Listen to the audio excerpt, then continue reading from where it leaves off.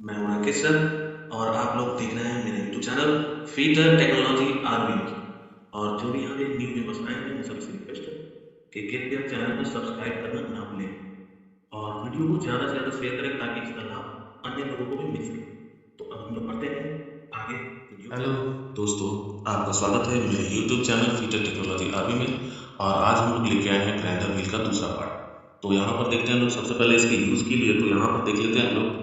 ये यहाँ पे दिए गए हैं स्टार। ये स्टार जितना अधिक होता है उतनी आपकी इलेक्ट्रिसिटी प्रोड्यूस को कम करता है, यानी कि कम इलेक्ट्रिसिटी में यह अत्यधिक कटिंग कर सकता है। तो यहाँ पर हम लोग देखते हैं कि सबसे पहले इसकी सेफ्टी के बारे में जान लेते हैं। यहाँ पर देखते हैं तो यहाँ पर इसका प्रयोग हम लोग हॉरिजॉन्टली नहीं कर सकते हैं और टूटे हुए व्हील का प्रयोग नहीं करना चाहिए।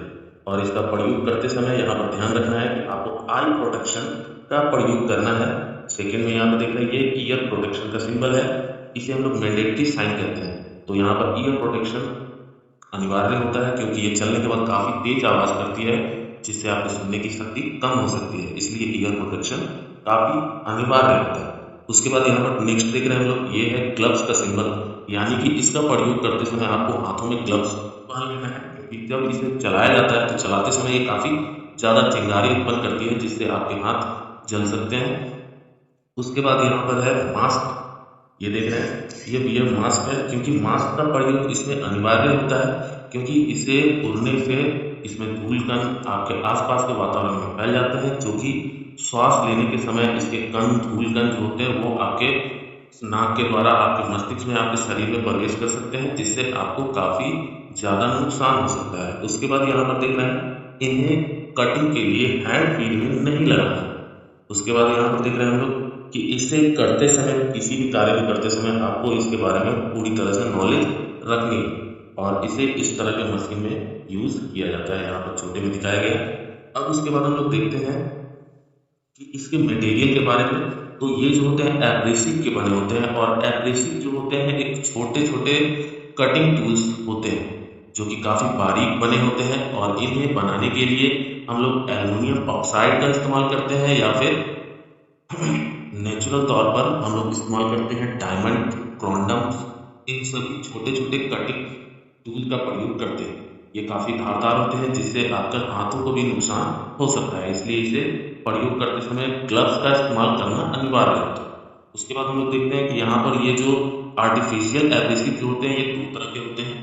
एक तो यहाँ देख रहे हैं सिंबॉलिक में ए लिखा हुआ है, इसका मतलब होता है एल्युमिनियम ऑक्साइड एब्रेसिव। तो ये एल्युमिनियम ऑक्साइड एब्रेसिव के बने होते हैं और दूसरी होती है सिलिकॉन कार्बाइड। तो सिलिकॉन कार्बाइड एब्रेसिव जो होती है ये मानव निर्मित होती है, इसलिए इसे हम लोग मैनमेड एब्रेसिव भी कहते हैं। तो ये एब्रेसिव जो होते हैं फर्नेस में 2200 डिग्री से 2400 डिग्री सेल्सियस तक पकाए जाते हैं जिससे यह द्रव में परिवर्तित हो जाती है और उसके बाद फर्नेस में इसे छोटे छोटे गोले के रूप में निकाला जाता है और उन गोलों को क्रशर में तोड़ा जाता है। क्रशर में जब इसे तोड़ा जाता है तो ये बारीक कण जो होते हैं अलग अलग साइज में उगते हैं और फिर इन्हें छन्नियों के द्वारा छान लिया जाता है और उन्हीं छन्नियों के द्वारा छानने के बाद इसमें जो साइज निकलते हैं उसे हम लोग ग्रेन साइज कहते हैं। तो ये ग्रेन साइज जो होते हैं ए से लेकर जेड के अल्फाबेटों में लिखे जाते हैं, जैसे कि यहाँ पे देखना हम लोग एस लिखा हुआ है तो ये एस साइज यानी कि इसमें दिया हुआ है grain size. Grain size S जो होता है ये मीडियम साइज का होता है। तो यहाँ पर हम लोग देखते हैं कि इसमें क्या होते हैं मीडियम ग्रेड इसमें जो दिया जाता है तो वो ग्रेड जो होते हैं ए से लेकर एफ तक में इसके होते हैं रफ ग्रेड। एस से लेकर एक्स से लेकर वाई तक में इसे देखते हैं हम लोग कि एस से लेकर S T U V W S T U V तक जो होते हैं मीडियम ग्रेड होते हैं और फाइन साइज जो होता है वो एक्स वाई जेड, ये तीन जो होते हैं काफ़ी फाइन साइज के होते हैं और फाइन साइज का इस्तेमाल जो होता है फिनिशिंग वर्क के लिए किया जाता है और मीडियम साइज का इस्तेमाल हम लोग करते हैं किसी भी चीज़ को कटिंग करने के लिए इस्तेमाल करते हैं। और उसके बाद जो होते हैं क्रॉस साइज का इस्तेमाल जो होता है वो किसी भी प्रकार के टूल्स को बनाने के लिए या चाकू हो या कोई तलवार हो या कोई भी चीज़ हो उसमें धार लगाने के लिए, सीजर वगैरह इन सभी में धार लगाने के लिए इस्तेमाल किया जाता है। तो इस प्रकार से हम लोग इसमें एब्रेसिव को देखते हैं। तो ये एब्रेसिव जो होते हैं अलग अलग टाइप्स में मिलते हैं और इन सभी को जोड़ने के लिए क्या होता है, बॉन्ड का इस्तेमाल किया जाता है। तो बॉन्ड का इस्तेमाल करने के लिए इसमें क्या किया जाता है, सबसे पहले हम लोग देखते हैं इसे जोड़ने के लिए इस्तेमाल किए जाने वाले बॉन्ड जो होते हैं वो अलग अलग प्रकार के होते हैं। तो इसमें सबसे पहला जो होता है, तो वहां पर देखते हैं हम लोग कि इसमें सबसे पहला जो आता है हमारा वो होता है विट्रीफाइड बॉन्ड। विट्रीफाइड बॉन्ड जो होता है इसे भी से सूचित किया जाता है, कैपिटल भी से। तो ये भी जो होते हैं ये विट्रीफाइड बॉन्ड को दर्शाते हैं। विट्रीफाइड बॉन्ड जो होती है एक तरह की सैरेमिक होती है, सैरेमिक यानी कि उसे हम लोग चीनी मिट्टी भी कहते हैं। तो ये काफी सस्ती होती है, इसलिए ज्यादातर बीलों में इसका प्रयोग किया जाता है। जैसे कि जितने भी लोग मोटे बील देखते हैं जिनकी मोटाई काफी ज्यादा होती है, इन सभी में विट्रीफाइड बॉन्ड इस्तेमाल किए जाते हैं। तो इसमें देखते हैं ये ज्यादातर जो होते हैं ये ग्रे कलर के होते हैं, ये विट्रीफाइड बॉन्ड है और विट्रीफाइड बॉन्ड ही सबसे ज्यादा प्रयोग में लाए जाते हैं। 75% बील जो होते हैं विट्रीफाइड बॉन्ड के ही बनाए जाते हैं। उसके बाद हम लोग देखते हैं नेक्स्ट। तो यहाँ पर नेक्स्ट देखते हैं हम लोग, तो यहाँ पर ये देखिए ये लिखा हुआ है बी। तो ये बी जो होता है ये रेजिन बॉन्ड का सिंबल होता है। रेजिन बॉन्ड जो होता है एक तरह का काफी हार्ड प्लास्टिक मटेरियल होता है जिसका प्रयोग डेंटिस्ट जो होते हैं वो नकली दांत वगैरह बनाने के लिए भी करते हैं। तो यहाँ पर देख सकते हैं हम लोग, तो इस प्रकार के ये रेजिन बॉन्ड होते हैं। रेजिन बॉन्ड जो होते हैं काफी ज्यादा चमकीले होते हैं और ये अलग अलग कलर के भी होते हैं। तो यहाँ पर ये देख रहे हैं हम लोग, ये रेड कलर की है। तो ये जो होती है रेजिन बॉन्ड में आपको अलग अलग कलर मिल जाते हैं। ये ग्रीन भी होती है, रेड भी होती है, ब्लैक भी होती है। तो इस प्रकार से ये अलग अलग कलर में आपको मिलती है।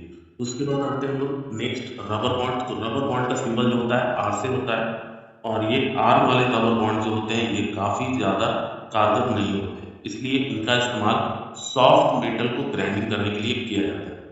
उसके बाद हम लोग देखते हैं एक होता है मेटालिक बॉन्ड। तो मेटालिक बॉन्ड जो होता है वो काफी ज्यादा कारगर नहीं हो पाते क्योंकि इन्हें सिर्फ हम लोग कूल सेटिंग बॉन्ड के नाम से भी जानते हैं, क्योंकि मेटालिक बॉन्ड जो होते हैं इन्हें ठंडी अवस्था में ही जमा दिया जाता है और इन्हें पकाया नहीं जाता, जिस कारण से ये काफी ज्यादा कटिंग नहीं कर पाते हैं और ये सॉफ्ट मटेरियल के लिए ही इस्तेमाल किए जाते हैं। उसके बाद हम लोग देखते हैं होता है सिलिकेट बॉन्ड। तो यहाँ पर देख रहे हैं हम लोग इस तरह के छोटे छोटे कण को जोड़ने के लिए सिलिकेट बॉन्ड का इस्तेमाल किया जाता है, जिन्हें हम लोग स्लैग भी कहते हैं। तो ये स्लैग्स जो होते हैं ये छोटे छोटे कण होते हैं, सीपी होते हैं या सन होते हैं, उन सभी के पाउडर के द्वारा तैयार किया जाता है और ये जो होते हैं कैपिटल एस के द्वारा सूचित किए जाते हैं। तो यहाँ पर हम लोग जान चुके थे बॉन्ड के बारे में और अगले नेक्स्ट टॉपिक में हम लोग लेकर आएंगे कुछ अलग। तो हम लोग यहाँ से अब मिलते हैं अगली क्लास में। धन्यवाद और चैनल को सब्सक्राइब करें, लाइक करें, कमेंट करें और इसी प्रकार से आप लोग अपना सहयोग देते रहें। मैं राकेश सर आप लोगों से विदा लेता हूँ। धन्यवाद। अगर ये वीडियो आप लोगों को अच्छा लगा हो तो लाइक करें, कमेंट करें और किसी भी प्रकार का कोई भी प्रश्न आप लोगों को पूछना हो तो कमेंट बॉक्स में आप लोग पूछ सकते हैं। तो धन्यवाद, मिलते हैं अगले नेक्स्ट वीडियो में।